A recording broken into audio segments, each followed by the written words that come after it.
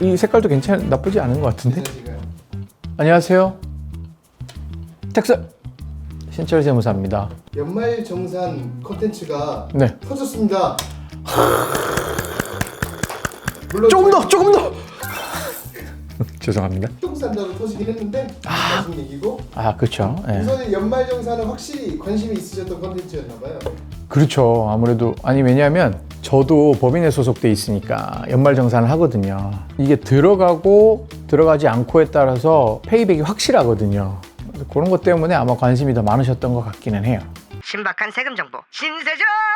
이게 질문이 꽤 많이 들어와요. 세무사님, 연말정산 때 이걸 못 넣었어요. 어떡하죠? 이런 질문들이 꽤 많이 들어오는데, 연말정산 때 못했더라도 요걸 이제 5월 달에 소득세 신고할 때 본인이 하시면 됩니다. 연말정산 후속 조치에서 얘기하고 싶은 게 월세 제가 내고 있거든요. 제가 그쪽으로 신고도 안 돼요. 월세를 가장 많이 빠뜨리시는 것 같고, 그런 분들이 있죠. 지난번에도 한번 잠깐 말씀드렸었는데, 임대인이 월세 공제 받지 말아라 라고 하는 경우가 있어요.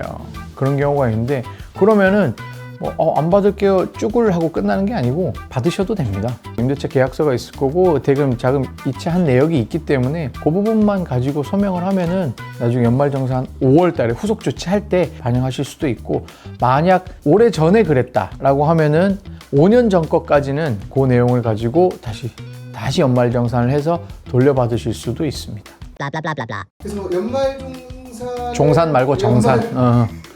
연말정산을 실패했거나 예. 아니면 실패하지 않았더라도 추가적으로 뭔가 더 받을 수 있는 것들이 있나 뭐 이런 걸 좀 알아보는 특집일까요? 그렇죠. 이제 예를 들면 그런 거죠. 부모님 인적공제를 우리 형이 받은 줄 알고 내가 안 받았는데 우리 형도 안 받은 거야. 그럼 그걸 내가 다시 돌려받을 수 있고, 우리 아빠가 아팠어요. 많이 아팠어. 이게 세법에서 정하고 있는 장애인의 증명원을 발급받을 수 있는 상태임에도 내가 그걸 몰랐다. 그리고 주치의한테 받아가지고 그거 연말정산할 때 반영하면은 장애인 공제를 또 받을 수도 있죠.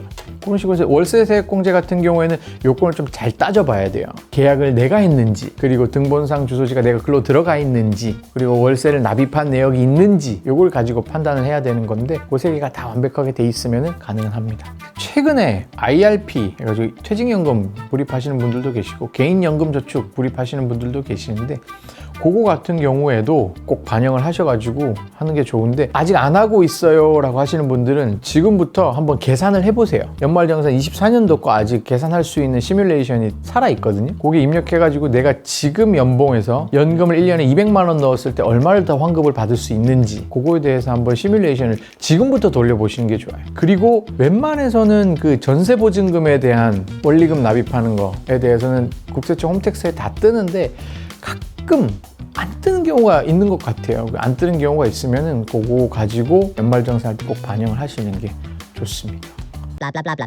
개인 사업자 쪽으로도 비용 처리를 했는데 어떻게 보면 또 근로소득으로도 좀 뺄 수 있는 것 같아서 이런 것들이 좀 고민되더라고요. 이게 체킹이 되나?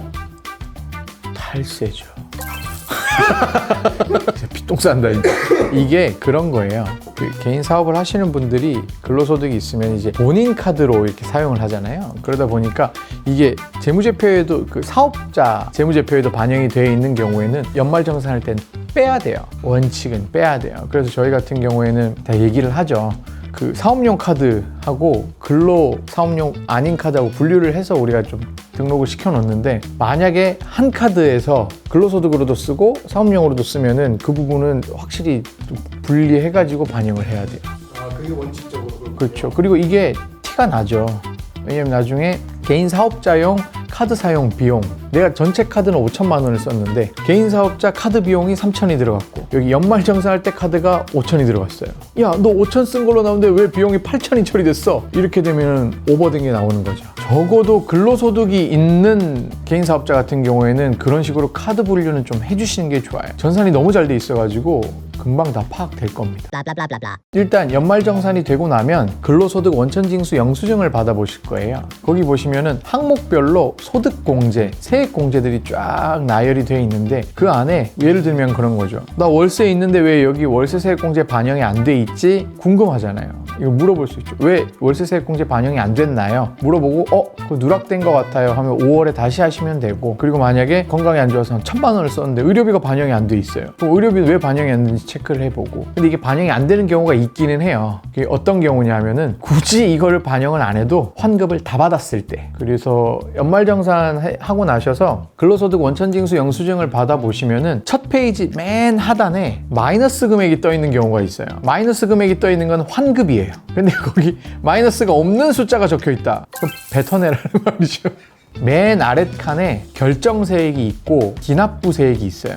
결정세액보다 기납부세액이 크면 환급이 될 거고, 결정세액보다 기납부세액이 적으면 뱉어내는 상황이 될 거고, 만약 결정세액이 빵이다 그러면 환급 다 받으신 거예요. 받을 수 있는 건 다 받은 거예요. 저 환급이 부족한 것 같아요 라고 하시는 분들이 간혹 계신데 다 받은 거야. 근데 제 거 보는 거야 1차적으로 고민해야 되는 부분이요. 2차적으로 나랑 연관되어 있는 사람들, 가족끼리는 적어도 열어봐야죠. 그래서 부양가족으로 넣으실 분들은 그 자료 요청을 홈택스에서 할 수 있어요. 동의만 해주시면 연말정산 간소화 서비스 자료를 받아볼 수 있어요. 저도 제 딸 건 제가 봐요.